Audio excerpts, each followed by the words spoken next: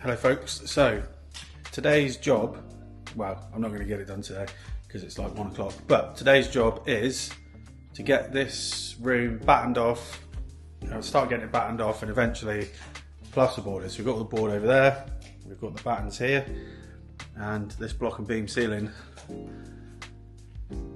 we want it plasterboarded. Now we're not having any ceiling lights in here, we're just going to have lamps because it's kind of, we're thinking it'll be a kind of occasional room. It will be the living room, but you know, we're hoping that life out here is going to be more in the kitchen and outside, sitting outside, so that'll be nice. So yeah, today's job, I will set the camera up and see how we get on.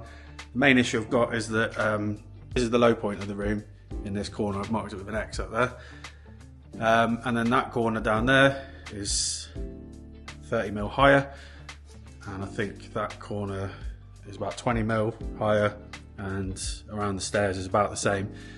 I don't know if you can pick it up on here, but yeah, the block and beam, the beam definitely goes at that and then drops down towards this end. So that's the main issue that I've got in here, but I've got my laser level, so I'll get that set up in a minute and get the first batten in and just see where we're at. Yeah, go from there.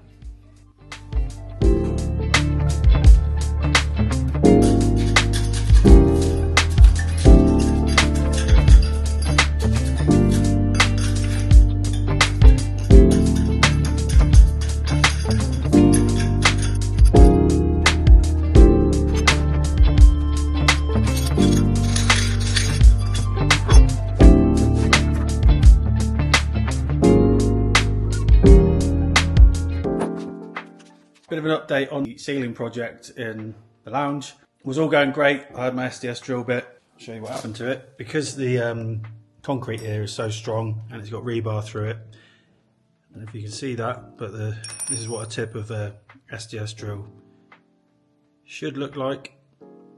You see it's got a little notch on the end, and this is what happened to the new one that I bought. Melted.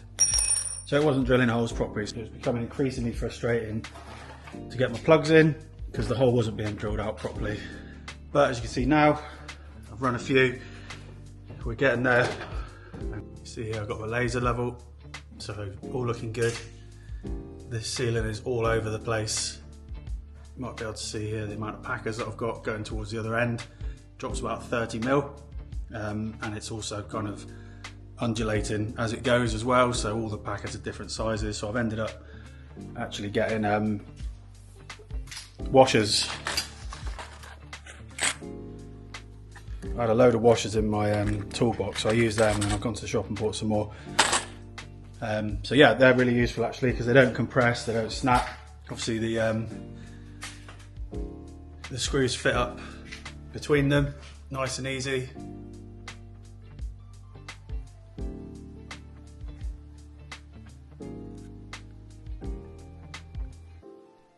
And yeah, they work perfect. So I'm going to crack on now, then I'm going to be running my boards the short distance, so they'll be running this way. So these are the boards that the builder left me, they're 1.2 by 2 meters. So as of the next run, the 5th run along, I'll be able to start putting boards up, making sure I've got that halfway point on the final board so I can put my next board on as well, because nothing's square in here, so I can't just measure it out. I'm going to have to do each board individually and make sure that it finishes in a nice straight line where the join's going to be for the next board. So that'll be interesting, and I'll update you after I've done that. I've put the first line of batten in, the first length of batten.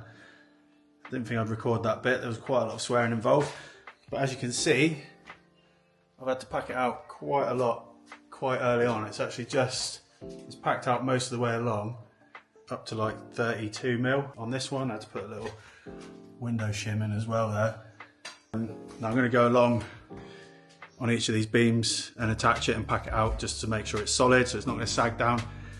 But I just wanted to get the first one in nice and easy, you know, where the joins are first. And obviously this is the lowest point of the room, so that's just fixed directly to the top. So yeah, just 11 more of those to go, and then we can start boarding it. So I might put a time lapse on for the rest of it,